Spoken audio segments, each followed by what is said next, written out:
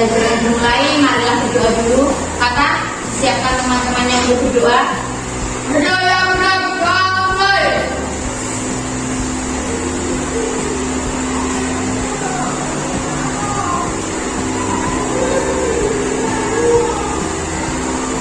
Berdoa mulai.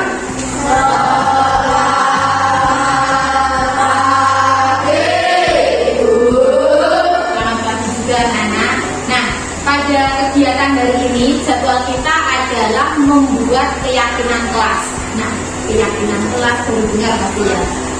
Siapa yang tahu apa keyakinan kelas itu? Ya, baik Levi. Keyakinan kelas itu apa? Peraturan kelas. Hampir sama anak-anak. Peraturan kelas dan keyakinan kelas itu hampir sama. Kalau peraturan kelas dan keyakinan kelas itu hampir samanya sama-sama menanamkan nilai-nilai positif.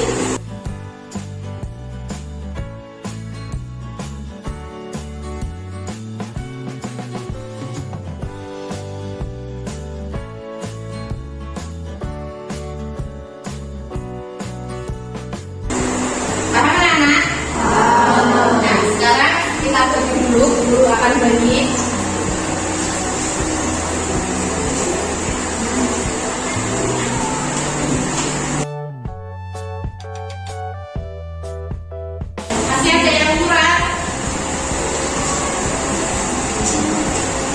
Dilihat anak-anak, di sini kalian akan mendapat kertas yang belakangnya ada double selatnya karena double selat yang kertas yang ada limnya itu kita menggunakan ini saja. Ini nanti kamu menulisnya yang di sini, jangan yang ada di kertas ada double selatnya karena ini nanti digunakan untuk menempel di depan. Nanti setelah kalian menulis, nanti kalian akan membacakan keyakinan kalian kemudian menempel ke depan. Ya, kita lanjutkan. Mulai sudah Pak ini? Siapa yang belum dapat? Sudah dapat semua? Sudah. Sekarang boleh mulai menulis keyakinan kelas kalian apa? Silakan.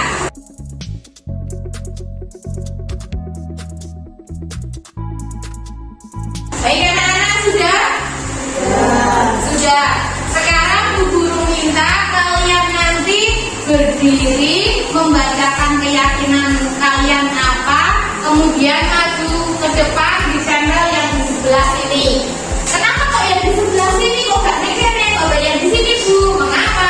Karena kita tempel dulu semua keyakinan kelas kalian di sini. Nanti kemungkinan kalau ada keyakinan kelas yang sama kita sortir, kita pisahkan. Jadi kita pilih salah satu saja, tidak bodoh. Nanti setelah yang tidak sama baru kita pindah ke sini. Nah ini nanti menjadi keyakinan kelas kita yang harus kita taati atau patuhi sesuai dengan keyakinan kan? Iya. Gitu ya. Yuk sekarang mulai. Kita biar mulai kita mulai dari absen 1 saja. Ayo silakan Alif. Keyakinan apa? Keyakinan apa? Iya. Benar. Dicatat sekalian biar nanti langsung bisa ditempel. Ayo kemudian siapa nomor 2? Di situ udahlah dibaca dulu apa? Datang tepat waktu. Segera ditempel.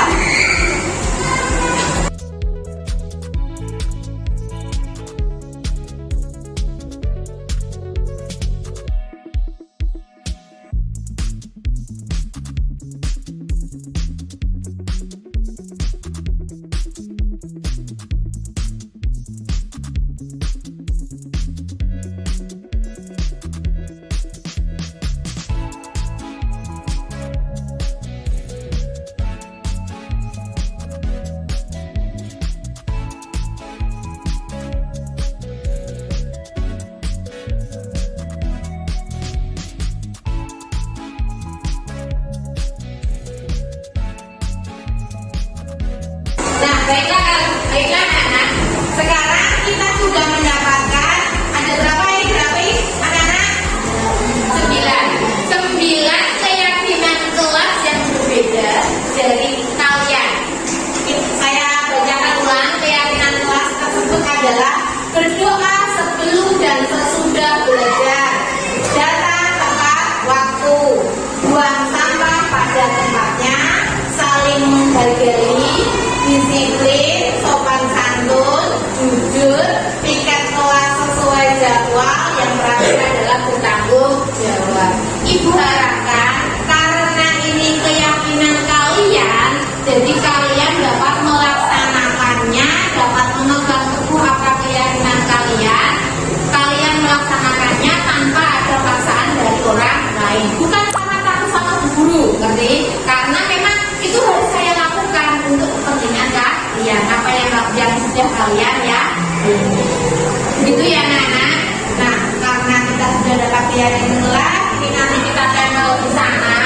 Kemudian dapat kalian untuk acuan kalian, oh itu saya tuh harus ini sudah dengan keyakinan kelas. Ini sudah sepakat anak-anak ya? Sudah sepakat belum? Sudah sepakatan keyakinan kelas ini yang harus kalian laksanakan. Baiklah anak-anak, demikian pembuatan keyakinan kelas pada hari ini. Kita akan lanjutkan pelajaran selanjutnya. Kita wassalamualaikum warahmatullahi wabarakatuh. Waalaikumsalam warahmatullahi wabarakatuh.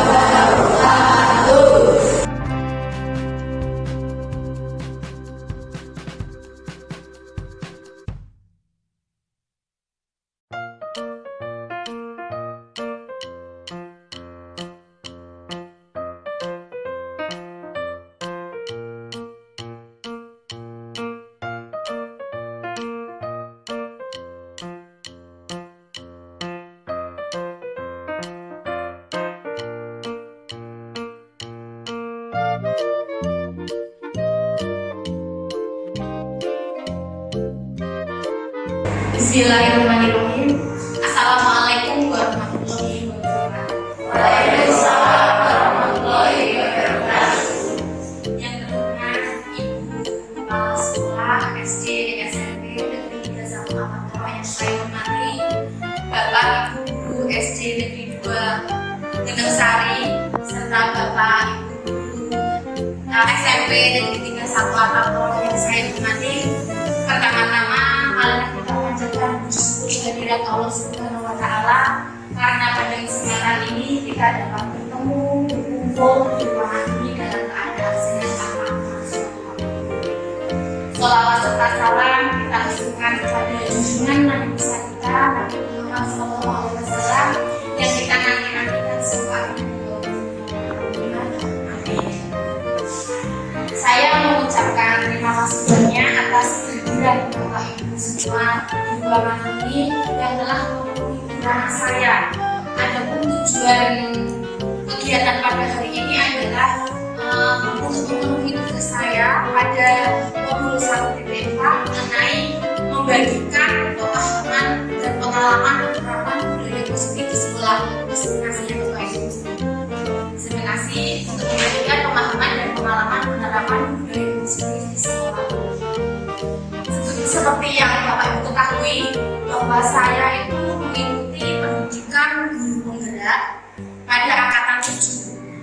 Pada sampai saat ini saya sudah menyelesaikan modul 1 Bapak Ibu. Ada modul 1 itu terdiri dari 3 submodul, yaitu 4 submodul. Modul yang pertama adalah 1.1 mengenai filosofis pemikiran belajar dewantara.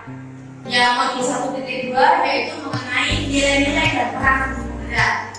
Modul 1.3 mengenai visi guru penggerak, dan yang terakhir adalah 1.4 yaitu mengenai budaya positif. Nah, di tugas yang terakhir inilah Bapak Ibu yang saya kerjakan ini, yaitu melakukan diskriminasi, membagikan pemahaman dan pengalaman penerapan budaya positif di sekolah. Sebelumnya saya mohon maaf Bapak Ibu, di sini saya tidak bermaksud menggurui, atau memiliki yang paling banyak ilmu atau prestasi Bapak Ibu. Tapi di sini saya nanti kita kegiatan ini adalah sharing atau diskusi berbagi pengalaman mengenai budaya positif yang kita lakukan di sekolah.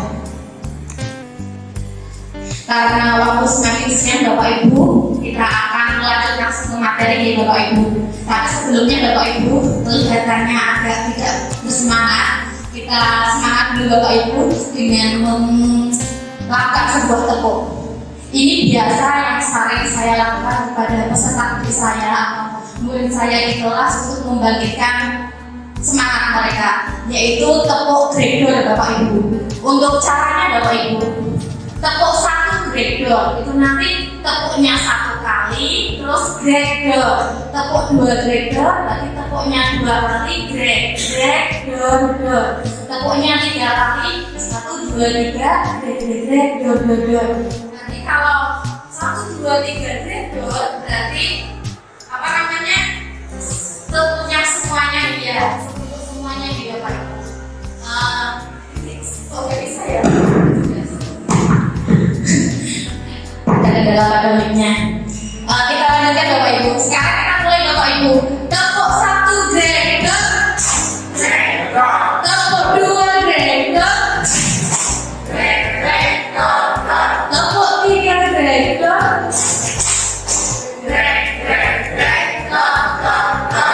oh iya. Yang ketiga gregor gitu Bu yang bersemangat. Sekarang kita lagi tepuk satu dua tiga gregor.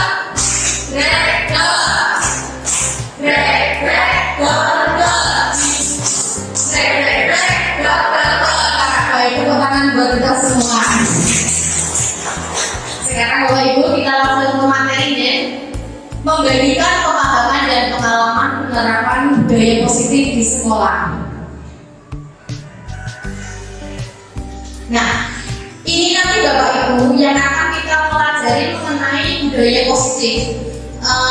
Terdiri dari perubahan paradigma belajar, disiplin positif, motivasi perilaku manusia, kebutuhan dasar, posisi kontrol restitusi, keyakinan kelas, dan segitiga restitusi. Pada kegiatan inti nanti kita akan membahas mengenai hal tersebut Bapak Ibu. Kita mulai yang pertama, yaitu mengenai pembelajaran dengan paradigma baru. Pembelajaran dengan paradigma baru merupakan pembelajaran yang berorientasi pada penguatan kompetensi dengan yang sesuai dengan nilai-nilai Pancasila. Nah, Bapak Ibu tentunya mengetahui ya, perkembangan zaman pada saat sekarang ini adalah semakin pesat. Perkembangan zamannya itu sangat pesat. Oleh karena itu, pembelajaran dengan paradigma baru itu harus segera diterapkan Bapak Ibu. Jika dahulu kita melakukan pembelajaran secara klasikal ya Bapak Ibu, apa namanya? Kita menyamakan kemampuan anak. Kita menganggap bahwa kemampuan anak itu sama, padahal tidak Bapak Ibu. Kemampuan anak itu berbeda. Oleh karena itu, di pembelajaran dengan paradigma baru ini kita diharapkan melakukan pembelajaran dengan cara berdiferensiasi, melakukan cara pembelajaran yang berbeda, yaitu sesuai dengan kemampuan, minat, bakat, serta potensi yang dimiliki oleh peserta didik. Contoh tadi, apabila dahulu kita melakukan pembelajaran guru sebagai pusatnya, misalkan kita ceramah, anak yang mendengarkan, seperti itu ya. Jadi guru sebagai pusatnya. Tapi pembelajaran paradigma baru ini, murid adalah sebagai pusatnya. Murid adalah sebagai subjek Bapak Ibu, bukan sebagai objek. Jadi kita itu hanya memfasilitasi apa? Jadi anak sebagai pusat pembelajaran. Nah, apabila kita melakukan pembelajaran dengan paradigma baru tersebut, mungkin atau diharapkan pembelajaran akan lebih bermakna. Pembelajaran akan lebih bermakna dan akan dapat mewujudkan murid atau peserta didik yang memiliki profil belajar Pancasila. Tentunya Bapak Ibu juga sudah tidak asing ya dengan kata-kata profil belajar Pancasila, karena saya yakin Bapak Ibu sudah mengerjakan PMR platform Merdeka Mengajar. Di sana ada materi profil belajar Pancasila.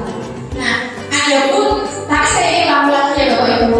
Adapun elemen yang ada pada profil belajar Pancasila yaitu beriman dan bertakwa kepada Tuhan yang Maha Esa dan berakhlak mulia, berkebinekaan global, bergotong royong, kreatif, bernalar kritis dan mandiri. Nah, ini adalah profil seperti inilah yang diinginkan untuk pendidikan kita Bapak Ibu. Jadi tentunya kita sebagai guru itu ingin bersama-sama untuk mewujudkan tujuan tersebut ya Bapak Ibu.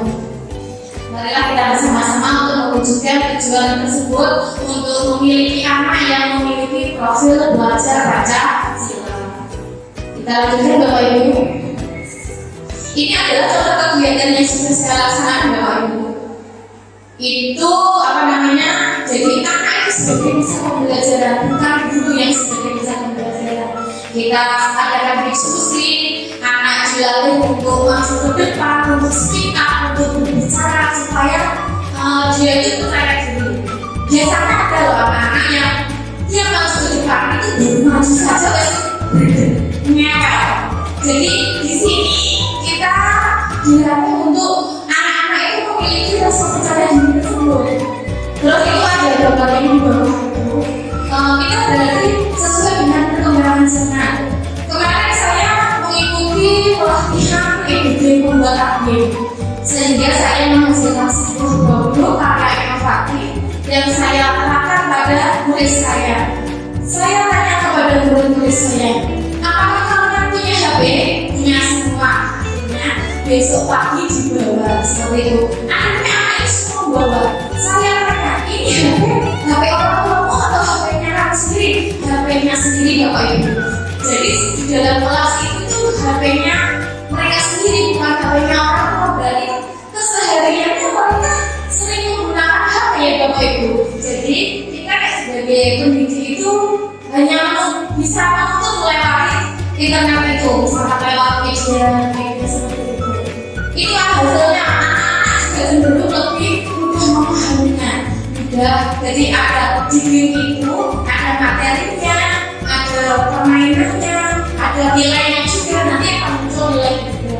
Itu yang sudah saya lakukan dan salah satunya juga menghasilkan sebuah produk dengan cara itu. Karena materinya keluar, mereka di saja karena sebagai pendidik itu hanya membimbing atau menuntut sesuai dengan filosofis belajar di Bangkoro, bahwa pendidik itu adalah menuntut anak sesuai minat, bakat, potensi dan kemampuannya. Kita hanya menuntut saja. Sebenarnya lebih mudah seperti itu Bapak Ibu. Kita hanya memfasilitasi. Kita tidak boleh ngomong, boleh tidak seperti itu. Lebih mudah seperti itu sebenarnya. Jadi kita lanjut lagi Bapak Ibu mengenai disiplin positif. Dalam budaya kita, makna kata disiplin dimaknai menjadi sesuatu yang dilakukan seseorang pada orang lain untuk mendapatkan kepatuhan. Kita cenderung menghubungkan kata disiplin dengan ketidaknyamanan. Ketika anak mendengar kata disiplin, itu mesti dipikirkan mereka hanya ada peraturan seperti itu. Jadi kita merasa tidak nyaman kepada peserta didik. Nah, tujuan kita sebagai pendidik saat ini adalah menciptakan anak yang memiliki disiplin diri, sehingga mereka dapat berperilaku sesuai dengan nilai-nilai kebajikan yang muncul dari motivasi intrinsik dan bukan motivasi ekstrinsik. Disiplin diri itulah Bapak Ibu yang dinamakan disiplin positif yang muncul dari dalam dirinya. Muncul dari motivasi intrinsik bukan ekstrinsik. Motivasi intrinsik itu adalah motivasi yang muncul dari dalam dirinya. Kalau motivasi ekstrinsik itu muncul karena orang lain, misalkan takut dihukum atau supaya biar dapat hadiah seperti itu. Dan untuk disiplin positif inilah kita untuk mewujudkan anak, menciptakan anak agar muncul motivasi intrinsik tersebut. Untuk nilai-nilai kebajikan, contohnya ada nilai-nilai yang baik ya Bapak Ibu, disiplin, bertanggung jawab, jujur, sebenarnya nilai-nilai itulah yang akan kita munculkan. Nah, dengan disiplin positif Bapak menumbuhkan kesadaran anak-anak untuk melakukan sesuatu tanpa adanya unsur restriksi, misalnya ancaman, hukuman maupun denda seperti yang sudah saya terangkan ya Bapak Ibu. Nah, mengenai disiplin pasti ada kata hukuman, ada penghargaan, konsekuensi, dan restitusi. Ini Bapak Ibu tentunya restitusi ini apa? Nanti kita jelaskan. Nah, hukuman berkaitan disiplin itu mesti ada hukuman. Hukuman itu sifatnya memaksa, menyakitkan, murid menjadi takut, murid menjadi lebih rendah diri, murid menyembunyikan kesalahannya karena dia takut dihukum sehingga dia itu menyembunyikan kesalahannya begitu. Jadi tidak tidak baik. Oke. Terus penghargaan tidak efektif. Kenapa penghargaan itu kok dikatakan tidak efektif Bapak Ibu? Ada yang bisa menjawab mungkin? Tidak efektif itu kenapa? Gini Bapak Ibu, tidak efektif itu karena ini. Kalau anak itu diberi penghargaan, nanti kalau bisa saya kasih ini misalkan, itu adalah dia akan melakukan sesuatu karena penghargaan, bukan karena dari dia pengen. Jadi itu merupakan tidak efektif. Penghargaan itu tidak efektif. Menimbulkan sifat iri. Contohnya misalkan dalam apabila kamu bisa ini akan saya kasih ke dia, biasanya yang bisa kan yang pandai-pandai ya Bapak Ibu. Nah, yang bagi yang tidak menimbulkan sifat iri, bagi yang tidak. Terus menghukum dengan perankingan. Nah, untuk kurikulum yang sudah kita laksanakan, kurikulum 2013 dan kurikulum Merdeka, otomatis tidak boleh ada perankingan di sana, tidak ada ranking 1 dan sampai yang terakhir itu tidak boleh. Karena apa? Perankingan itu sama dengan menghukum. Bagaimana perasaan mereka apabila mereka tahu bahwa dia adalah ranking yang terakhir di situ?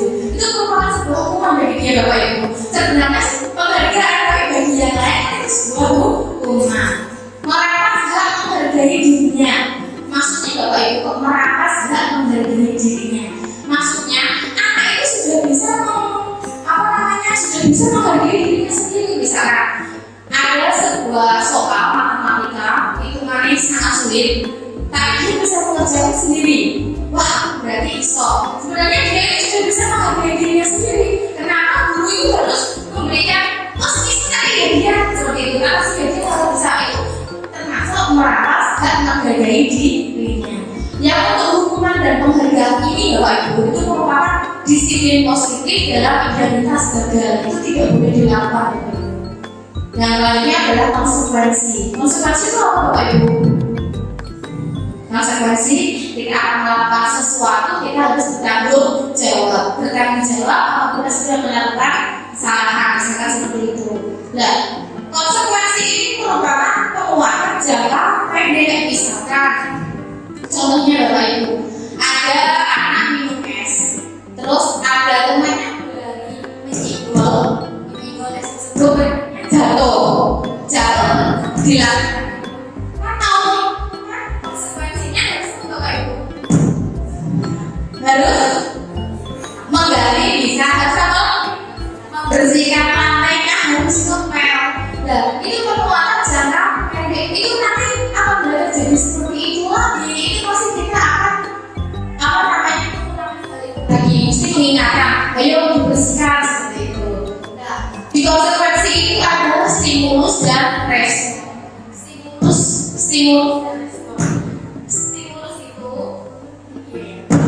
Stimulus itu kita menyuruh anak untuk membersihkan, responnya anak membersihkan lantai.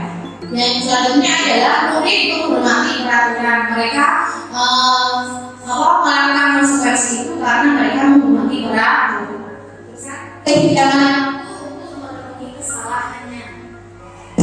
Kehilangan waktu untuk memenuhi kesalahannya. Sebenarnya ketika anak melakukan kesalahan tadi, itu jangan langsung diberi konsekuensi. Dan harus sudah dibersihkan. Itu tidak. Harusnya anak itu sudah memenuhi dulu waktunya. Oh, ini sebenarnya dia pengen, aku jadi pengen minta maaf dulu kok. Langsung ngomong misalkan seperti itu. Itu jadi dia kehilangan waktu untuk memenuhi kesalahannya. Nah, berikutnya adalah restitusi. Restitusi itu adalah cara menanamkan disiplin positif pada anak di sekolah. Murid bertanggung jawab atas perilakunya. Yang kedua, murid menghormati dirinya dan orang lain. Menghormati dirinya karena dia bertanggung jawab, berarti dia menghormati dirinya. Terus dia meminta maaf kepada orang lain, berarti dia juga menghormati orang lain. Teori kontrol atau dapat mengontrol dirinya. Oh, ini baik saya lakukan, ini tidak, ini berdasarkan sesuai dengan keyakinannya. Murid bersemangat memperbaiki kesalahan. Dia akan memperbaiki kesalahannya karena dia merasa, oh dia harus bertanggung jawab. Jadi dia akan bersemangat, tidak ada beban untuk melaksanakan untuk merasa bertanggung jawab, tidak ada beban. Berikutnya Bapak Ibu, motivasi perilaku manusia. Motivasi adalah dorongan untuk kita melakukan sesuatu. Menurut Jerry Gosen dalam bukunya Restructuring School Discipline menyatakan ada 3 motivasi perilaku manusia. 3 motivasi perilaku manusia. Yang pertama adalah untuk menghindari ketidaknyamanan atau hukuman. Nah ini Bapak Ibu, dia melakukan sebuah motivasi itu karena itu saya di bawahnya itu ada motivasi intrinsik, berarti untuk menghindari ketidaknyamanan atau hukuman itu merupakan motivasi ekstrinsik, motivasi dari orang lain karena takut dihukum, itu dari munculnya dari orang lain. Yang kedua adalah untuk mendapatkan imbalan atau penghargaan dari orang lain, ini juga merupakan motivasi ekstrinsik karena berasal dari orang lain. Nah, untuk menjadi yang orang yang mereka inginkan dan menghargai dirinya sendiri dengan nilai-nilai yang mereka percaya, ini adalah motivasi. Disinilah yang dihadapkan pada untuk motivasi yang ketiga ini Bapak Ibu, untuk menjadi orang yang mereka inginkan dan menghargai dirinya sendiri dengan nilai-nilai yang mereka. Nah ini muncul dari dalam dirinya, berarti ini maksudnya adalah motivasi intrinsik. Kemudian Bapak Ibu, nah orang melakukan motivasi itu biasanya untuk memenuhi kebutuhan dasar Bapak Ibu, kebutuhan dasar manusia. Kita membahas mengenai, jadi orang melakukan motivasi itu karena untuk memenuhi kebutuhan dasar manusia adalah unsur-unsur yang dibutuhkan manusia dalam mempertahankan keseimbangan fisiologis maupun psikologis yang bertujuan untuk mempertahankan kehidupan maupun kesehatan. Ada 5 Bapak Ibu. Yang pertama adalah bertahan hidup. Semua orang itu butuh untuk bertahan hidup. Makan, butuh minum, butuh tempat tinggal. Kalau bahasa Jawanya itu apa Bapak Ibu? Betul sekali. Sadar, pangan, papan. Itu adalah kebutuhan bertahan hidup. Kedua adalah kasih sayang dan rasa diterima. Misalkan ada Bapak Ibu di sekolah, di kelas ya, itu ada anak yang caper, berarti kebutuhan dasar dia itu adalah kebutuhan kasih sayang dan rasa diterima. Yang ketiga adalah pemaksaan. Ada biasanya ada yang Bapak Ibu di kelas itu anak yang pengen berpuasa, pengen menang sendiri, mereka kocok, itu ada. Mereka penguasa. Selanjutnya adalah kebebasan. Jadi kebutuhan kebebasan ini berarti anak itu memiliki pengen bebas untuk melakukan sesuatu, pengen bebas melakukan sesuatu tanpa ada tekanan. Yang terakhir adalah kesenangan. Ya pengen senang ya Bapak Ibu. Nah kita di sekolah biasanya pada saat pembelajaran anak itu cenderung ingetin kita mau mengajar, ingetin jadi anak itu sebenarnya tidak untuk itu, dia butuhnya pembelajaran itu juga aktif sambil bermain, kan keadaannya menyenangkan kan? Kita harus tahu Bapak Ibu, jadi kita harus menciptakan itu biar anak itu merasa senang dalam pembelajaran. Kemudian Bapak Ibu, 5 posisi kontrol restitusi. Seperti yang saya sudah katakan tadi, restitusi itu adalah cara menanamkan disiplin positif. Ada peserta didik. Posisi kontrolnya 1 sebagai pendukung, 2 pembuat rasa bersalah, 3 sebagai teman, 4 pemantau, yang kelima adalah manajer. Sekarang kita bahas satu Bapak Ibu. Posisi sebagai penghubung. Seorang bisa menggunakan hubungan fisik maupun verbal. Orang-orang yang menjalani penghubung senantiasa mengatakan bahwa sekolah memerlukan sistem atau alat yang dapat lebih menekan murid-murid lebih dalam lagi. Guru-guru yang menerapkan posisi penghubung akan berkata, patuhi aturan saya atau awas, misalkan seperti itu. Kamu selalu saja salah, seperti itu. Salah selalu, pasti selalu yang berakhir selesai. Seperti ini, guru seperti ini senantiasa percaya hanya satu cara agar pembelajaran bisa berhasil, yaitu dengan cara dia. Ciri khas penghubung yaitu nada suara tinggi, si gunting seperti itu ya, sama bahasa tubuhnya mata melotot dan jari menuju atau mengganti. Ini adalah posisi kontrol sebagai penghubung. Selanjutnya, posisi kontrol restitusi membuat rasa bersalah. Pada posisi ini biasanya guru atau orang tua akan bersuara lebih lembut. Membuat rasa bersalah akan menggunakan keheningan dan membuat orang lain merasa tidak nyaman, bersalah atau rendah diri. Kata-kata yang keluar akan lembut, akan seperti, Bapak sangat kecewa sekali dengan kamu. Berapa kali Bapak harus memberitahu kamu ya? Gimana coba kalau orang tua kamu tahu kamu berbuat salah seperti ini? Sangat seperti itu. Di posisi ini, murid akan memiliki penilaian diri yang buruk tentang diri mereka. Murid merasa tidak berharga dan telah mengecewakan orang-orang yang disayanginya. Ciri khas pembuat rasa bersalah yaitu nadanya memolas, halus, sedih. Bahasa tubuhnya merapat pada anak atau lesu. Selanjutnya, posisi kontrol restitusi sebagai teman. Pada posisi ini tidak akan menyakiti murid, namun akan tetap berupaya mengontrol murid melalui pendekatan persuasif. Persuasif itu ajakan itu dengan pendekatan persuasif. Posisi teman pada guru bisa berdampak negatif dan berdampak positif. Berdampak positifnya di sini berupa hubungan baik yang terjalin antara guru dan murid. Maka hubungan baik dan humor untuk mempengaruhi seseorang. Mereka akan berkata, ayo bantulah di Bapak ya, misalkan seperti itu. Contohnya lagi, ayo ingat tidak bantuan Bapak selama ini. Ada lagi, ya sudah, kali ini tidak apa-apa, lain waktu akan saya bereskan, seperti itu. Berdampak negatif dari posisi kontrol teman adalah bila suatu saat guru tersebut tidak membantu, maka murid akan kecewa dan berkata, saya pikir Bapak adalah teman saya, seperti itu. Jadi murid merasa dikecewakan dan tidak mau lagi berusaha. Hal lain yang mungkin timbul adalah murid ternyata berpindah untuk guru tertentu dan tidak untuk guru lainnya. Mungkin akan tergantung pada guru tersebut. Ciri khas posisi kontrol sebagai teman, nada suaranya ramah, akrab dan bercanda. Bahasa tubuh merapat pada murid, mata dan senyum jernih.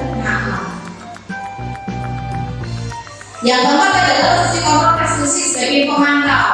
Memantau berarti mengawasi. Pada saat kita mengawasi, kita bertanggung jawab atas perilaku orang-orang yang kita awasi. Posisi pemantau berdasarkan pada peraturan konsekuensi dengan menggunakan sanksi atau konsekuensi, kita dapat memisahkan hubungan pribadi kita dengan murid. Sebagai seorang yang menjalankan posisi pemantau, pertanyaan yang diajukan seorang pemantau biasanya seperti ini, Bapak Ibu. Peraturannya apa? Apa yang harus kamu lakukan? Sanksi atau konsekuensinya apa? Seperti itu. Seorang pemantau sangat mengandalkan perhitungan catatan yang dapat digunakan sebagai bukti atas perilaku seseorang. Posisi ini dapat menggunakan stiker, slip catatan, project. Posisi pemantau sendiri berawal dari teori stimulus respon yang menunjukkan tanggung jawab guru dalam mengontrol murid. Jadi ketika stimulus respon kita menyuruh anak merespon seperti itu ya. Misalnya saya pemantau kan kecapek, pasti ngomong gini-gini. Dulu contoh kan misalkan sebagai pemantau. Ciri khas pemantau adalah dengan ada suara datang ke tubuh yang berwenang.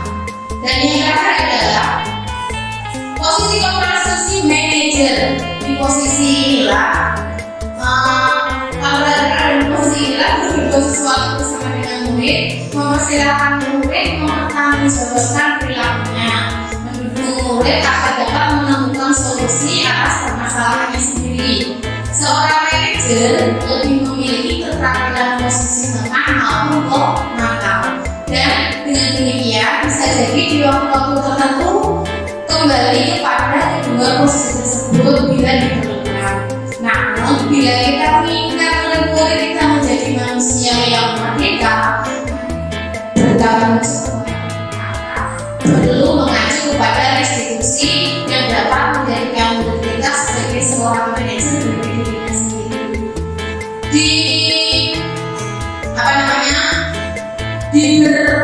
Dia berkolaborasi dengan murid. Di manajer, murid diajak untuk menganalisis kebutuhannya maupun kebutuhan orang lain. Di sini penekanan pada kemampuan membuat masing-masing berkolaborasi dengan bagaimana memperbaiki kesalahan. Seorang manajer biasanya berharap, apa yang kita yakini, apakah kamu meyakininya? Jika kamu meyakininya, apakah kamu bersedia memperbaikinya? Jika kamu memperbaiki ini, hal ini menunjukkan apa tentang dirimu?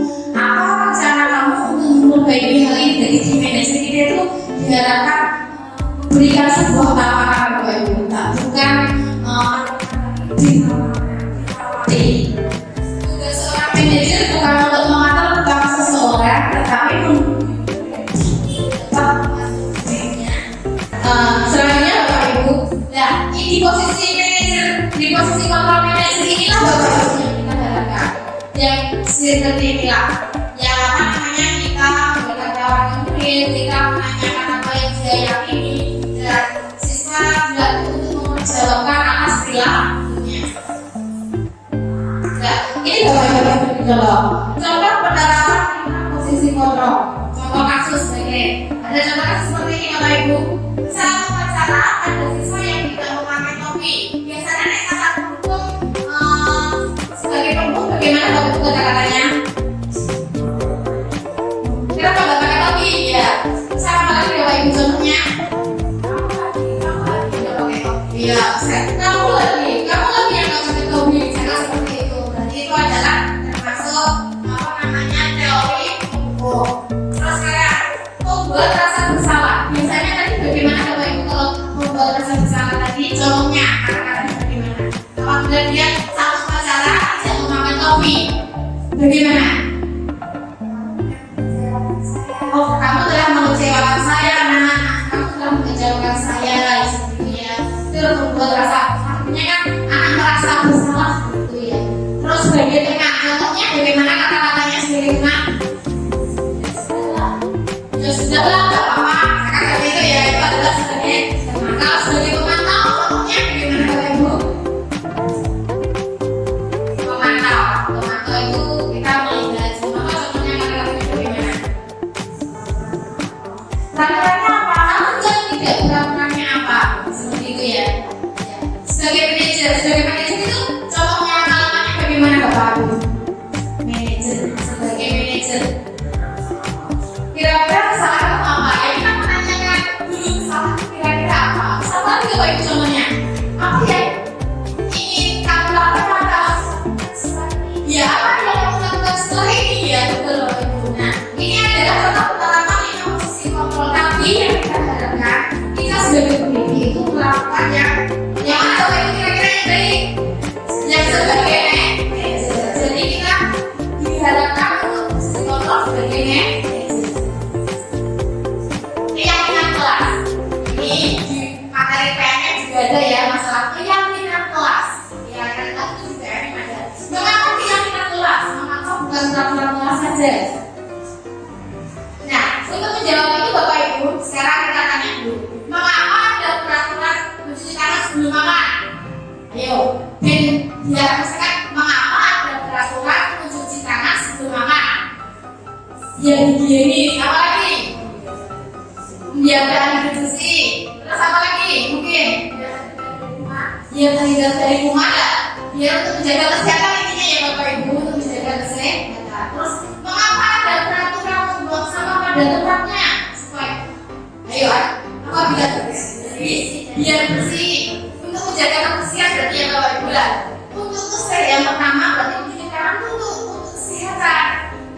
Untuk membuang sampah itu untuk kebersihan seperti itu. Nah, untuk kesehatan dan untuk kebersihan inilah Bapak Ibu yang dimaksud keyakinan kelas, karena muncul dari diri murid, bukan tantangannya, tapi keyakinan dia, saya itu harus membuang sampah pada tempatnya biar untuk menjaga kebersihan. Yang menjaga kebersihan yang muncul dari dalam dirinya itu adalah keyakinan kelas, bukan peraturan kelas. Kalau peraturan kan bagi yang tidak mau menjalankannya kan dia tergantung dia ya, tapi kalau keyakinan muncul dari dalam dirinya itu pasti dia akan melakukannya. Itu adalah perbedaan keyakinan kelas dan peraturan kelas. Nah, peraturan kelas itu saya dulu pertama kali sebelum saya mengikuti pendidikan guru pemuda juga membuat Bapak Ibu di kelas namanya peraturan kelas. Tapi setelah saya mengikuti pendidikan guru pemuda, peraturan kelas itu salah Bapak Ibu, karena peraturan kelas itu yang buatkan kita, padahal keyakinan kelas itu yang membuat adalah peserta didik. Keyakinan kelas itu muncul dari apa yang mereka yakini.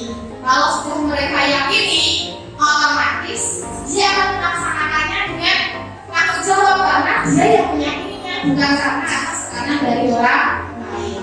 Selanjutnya adalah pembuatan keyakinan kelas. Kemarin saya sudah melaksanakan dalam pembuatan keyakinan kelas. Yang pertama saya menjelaskan pengertian keyakinan kelas. Bahwa keyakinan kelas itu harus muncul dari kamu, harus dari diri mereka masing-masing. Keyakinan kelas itu tidak boleh menggunakan bahasa yang kasar. Misalkan membuang sampah pada tempatnya, tidak boleh ada kata harus membuang sampah pada tempatnya, itu tidak boleh, karena keyakinan kelas itu berasal dari dalam dirinya. Terus yang kedua adalah anak harus keyakinan kelas. Yang ketiga, anak menempel keyakinan kelas mereka masing-masing. Di situ dengan ada gambar, kok orang membuat di situ tujuannya apa? Yang merah sama yang biru. Bapak Ibu, namanya di kelas saya itu kan ada 22 orang. Ada 22 orang. Pastinya ada keyakinan yang sama. Jadi supaya kita memiliki keyakinan kelas yang dapat kita yakini bersama, setiap anak menulis satu persatu keyakinan kelas mereka. Terus keyakinan kelas apa yang akhirnya semua menempel keyakinan itu. Nanti setelah semua menempel, otomatis ada yang sama Bapak Ibu. Misalkan membuang sampah pada tempatnya, nanti ada lagi membuang sampah pada tempatnya sama ya, kita ambil satu, kita tempelkan ke yang biru. Jadi akhirnya dari 22 siswa saya mendapatkan 9 keyakinan kelas yang berbeda. Nah, itu yang merupakan menjadi keyakinan kelas mereka. Jadi sebenarnya ada videonya Bapak Ibu, tapi nanti terlalu panjang karena masih ada diskusi juga. Kita lanjut ya Bapak Ibu. Mungkin ada pertanyaan saya saat ini. Dan dia mau lanjut ya Bu. Sekarang pendekatan restitusi. Pendekatan restitusi. Jadi restitusi itu adalah cara menanamkan budaya positif pada peserta didik. Nah, untuk pengertian restitusi adalah proses menciptakan kondisi bagi murid untuk memperbaiki kesalahan mereka, sehingga mereka bisa kembali pada kelompok mereka dengan karakter yang lebih kuat. Menurut Bosen tahun 2004. Nah, ciri-ciri restitusi Bapak Ibu, bukan menghapus kesalahan, namun belajar dari kesalahan. Yang kedua adalah memperbaiki hubungan. Yang ketiga adalah tawaran, paksaan. Di restitusi itu tawaran Bapak Ibu, apa yang kamu lakukan setelah kamu melakukan kesalahan ini? Apa kamu melakukan yang ditawaran, bukan paksaan. Kamu harus ini, selain ini kamu harus ini, tidak boleh. Di restitusi itu adalah sebuah tawaran, bukan paksaan. Menuntut untuk melihat ke dalam diri, menuntut untuk melihat ke dalam diri. Jadi kesadaran dirinya, mencari kebutuhan dasar yang mendasari tindakan. Tadi kita sudah membahas masalah kebutuhan dasar. Jadi apabila anak melakukan kesalahan, berarti kita itu harus bersama-sama mencari kebutuhan dasar mereka. Kira-kira anak melakukan kesalahan seperti ini, kebutuhan apa sudah dipenuhi? Ya kebutuhan apa? Mungkin SKI campur berarti jadi ini kebutuhan dasarnya berarti pengen kasih sayang dan rasa tidak dimasuk itu. Fokus pada karakter bukan tindakan. Fokus pada karakter jawabnya itulah yang diharapkan untuk restitusi ini, bukan tindakannya. Misalkan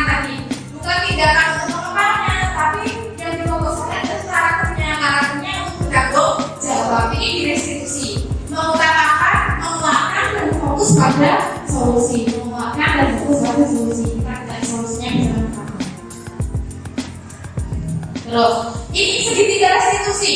Segitiga restitusi. Pendekatan restitusi itu dapat dilaksanakan dengan menggunakan segitiga restitusi. Jadi, kita akan melakukan pendekatan restitusi, kita bisa melakukannya dengan segitiga restitusi.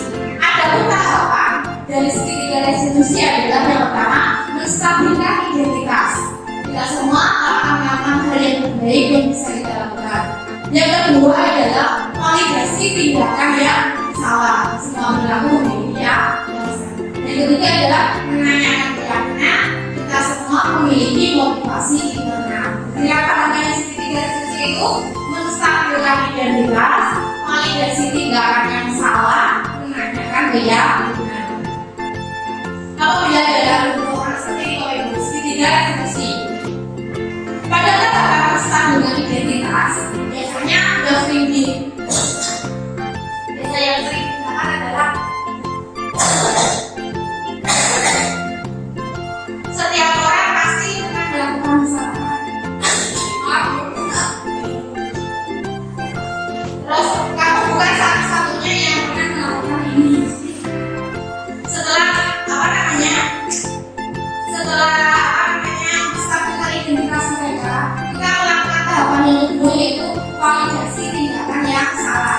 Biasanya dengan cara kamu tentu punya alasan mengapa melakukan itu. Apakah cara yang telah kamu lakukan untuk mendapat apa? Adalah cara lain untuk memperbaiki kesalahanmu seperti itu. Bila kita sudah validasi tindakan yang salah, kita akan tahap selanjutnya yaitu tahapan menanyakan keyakinan. Menanyakan keyakinan bisa dikatakan dengan keyakinan apa yang sudah kita sepakati. Kamu ingin menjadi orang yang seperti apa? Seperti itu. Nah, di sini saya kemarin modul budaya positif ini juga membuat video mengenai penerapan segitiga restitusi. Bapak Ibu bisa lihat sebagai nanti bisa menyimaknya, bisa sebagai gambaran. Oh, bagaimana segitiga restitusi itu? Segitiga restitusi itu menstabilkan identitas, validasi tindakan salah, dan menanyakan. Berikut Bapak Ibu caranya.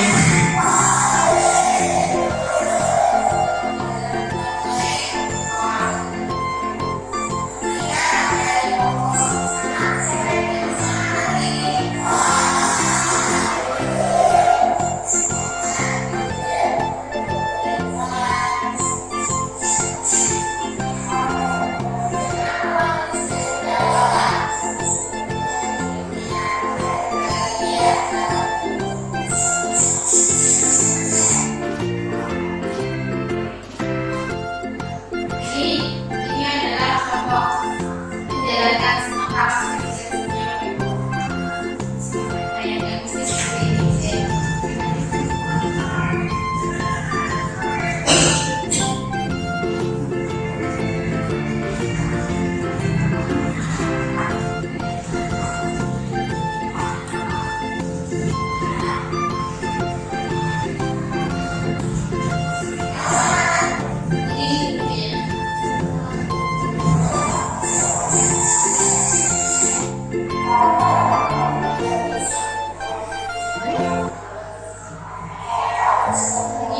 ini menstabilkan identitas Bapak Ibu.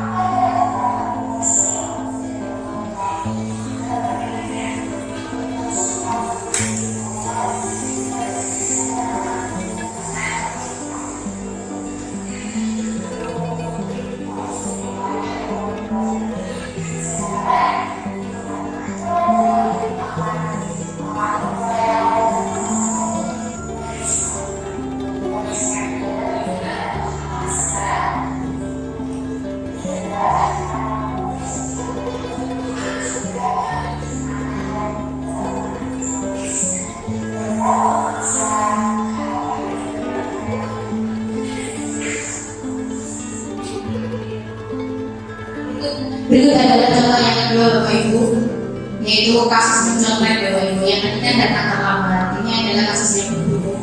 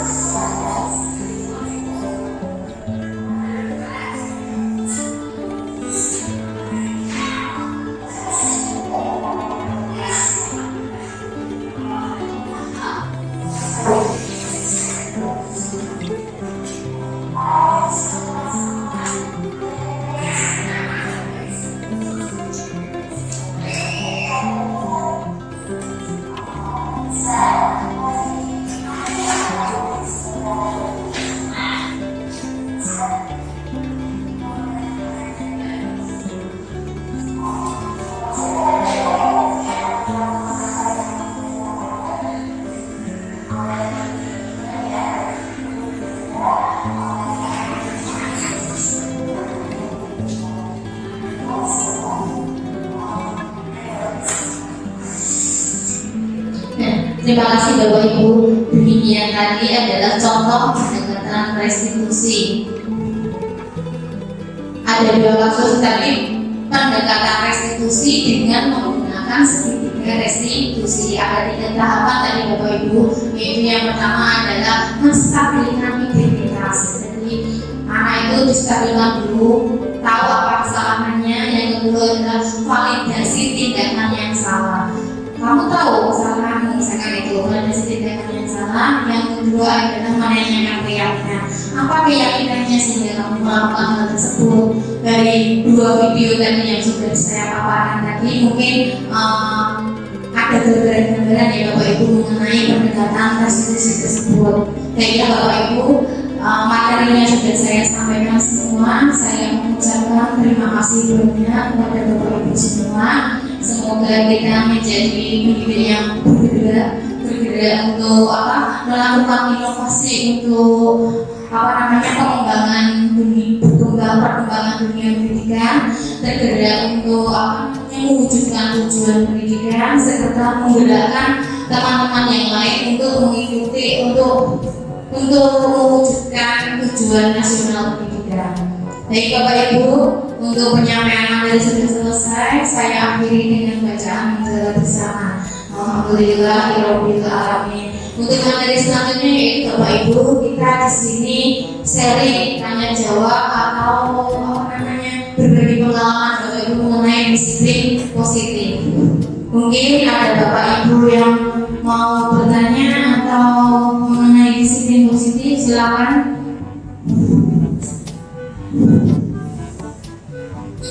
Iya, monggo Bu Nek.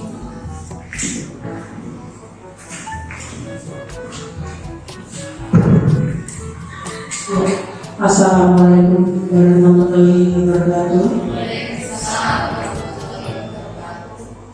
Terima kasih atas waktu yang diberikan kepada saya. Di sini saya tidak akan bertanya untuk, tetapi hanya berbagi pengalaman saja. Ya, terkait dengan tadi materi yang telah disampaikan oleh Bu Rini tentang budaya positif.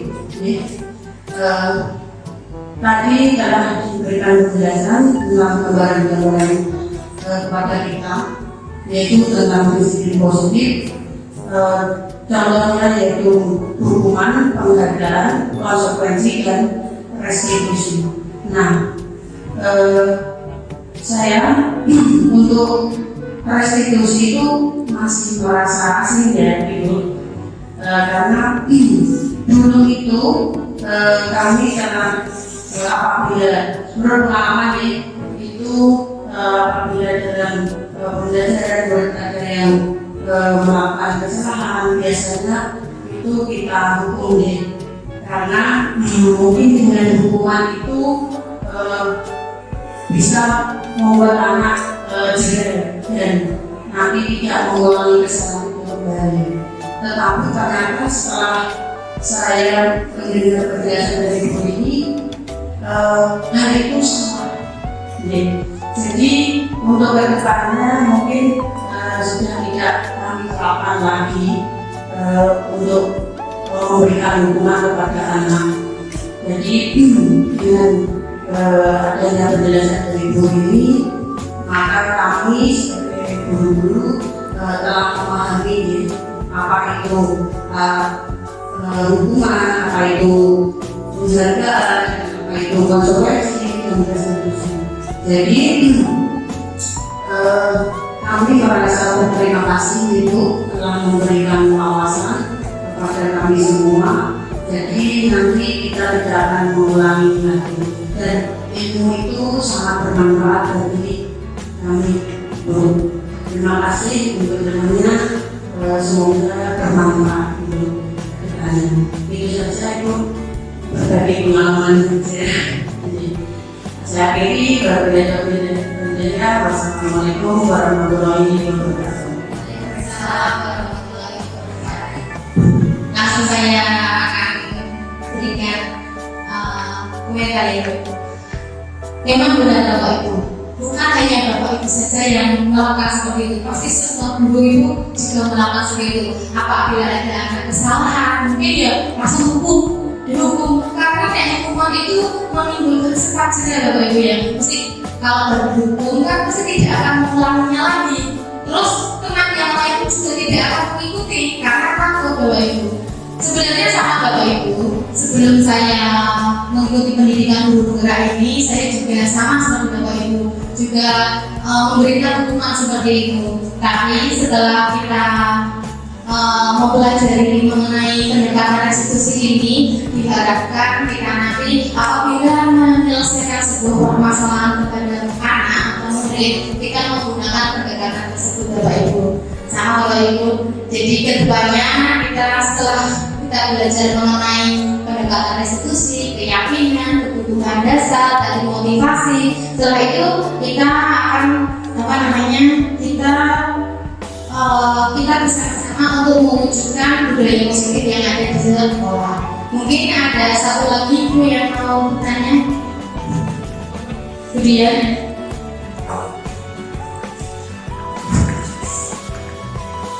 terima kasih Pak Menilai. Assalamualaikum warahmatullahi wabarakatuh. Di sini saya mau bertanya mengenai keyakinan kelas. Keyakinan kelas memang dibuat oleh murid yang muncul dari keyakinan murid masing-masing, yang kemudian dijadikan keyakinan kelas mereka. Misalkan, apabila ada salah satu murid yang melanggar keyakinan kelas tersebut, apa yang harus kita lakukan? Bila kita sudah melakukan restitusi, mereka masih saja ngeyel dan membantah setelah melakukan pelanggaran, apa yang akan kita lakukan? Nah, demikian yang saya tanyakan, dan terima kasih atas waktunya. Wassalamualaikum warahmatullahi wabarakatuh. Waalaikumsalam warahmatullahi wabarakatuh. Terima kasih Ibu Vivian. Saya akan membantu menjawab. Saya akan menjawab berdasarkan pengalaman yang saya dapatkan di yang saya pernah lakukan. Apabila anak itu sudah keyakinan sekolah sudah terwujud, anak masih melanggar keyakinan kelas tersebut. Jadi apa yang harus kita lakukan? Mesti ada 1-2 orang yang sudah dilaksanakan restitusi kok bisa ngeyel wae melakukan kesalahan terus membuat sama misalkan tidak boleh, tapi mesti dilakukan terus seperti itu. Dan apa yang akan kita lakukan Bapak Ibu? Demikian Bapak Ibu, keyakinan kelas itu bentuknya bukan KKN Bapak Ibu, jadi bisa berubah sesuai dengan keyakinan kelas yang baru juga bisa diterapkan. Apabila dengan keyakinan kelas tersebut anak masih ngeyel, masih melakukan kesalahan itu lagi, maka kita adakan pertemuan lagi dengan guru. Kita adakan kesepakatan kelas, kita buat kesepakatan kelas baru supaya hal itu tidak terjadi lagi.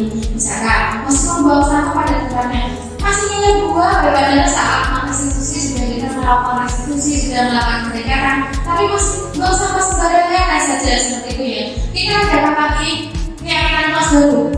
Bagaimana misalkan harus memiliki tadi kayak yang sudah dibahas ya. Nah, memiliki memiliki kontrol diri misalkan seperti itu ya. Nah itu nanti kalau kita sepakati kita jadikan keyakinan kelas baru. Jadi keyakinan kelas itu bukan pakai bisa berubah Bapak Ibu. Itu menurut saya. Bagaimana mungkin ada jawaban yang lain Bapak Ibu?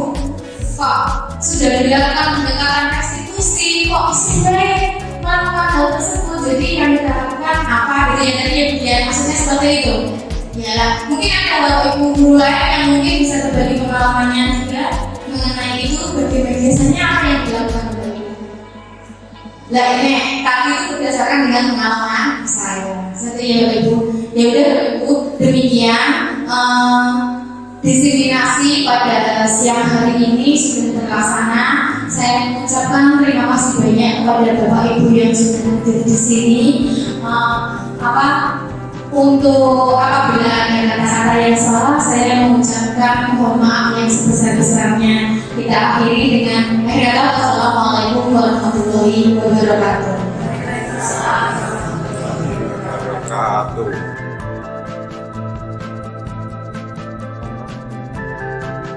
Mulai. Assalamualaikum warahmatullahi wabarakatuh. Perkenalkan, nama saya Tri Yuliani, guru kelas 5 SD Negeri 2 Jeneng-Sari. Yang saya rasakan ketika saya mengikuti diseminasi bersama Ibu Rini Duyarti, yaitu bahwa saya sadar ternyata yang saya lakukan selama ini salah. Ketika murid saya melakukan kesalahan, saya langsung hukum atau memberikan hukuman. Dan ketika murid saya mendapatkan nilai bagus, saya memberikan penghargaan berupa ucapan dan hadiah. Ternyata yang saya lakukan itu merupakan identitas gagal untuk menerapkan budaya positif. Setelah saya mengikuti diseminasi, saya mendapatkan pengetahuan baru dan ilmu baru yang akan saya gunakan untuk mewujudkan budaya positif di sekolah ini. Cukup kata, wassalamualaikum warahmatullahi wabarakatuh.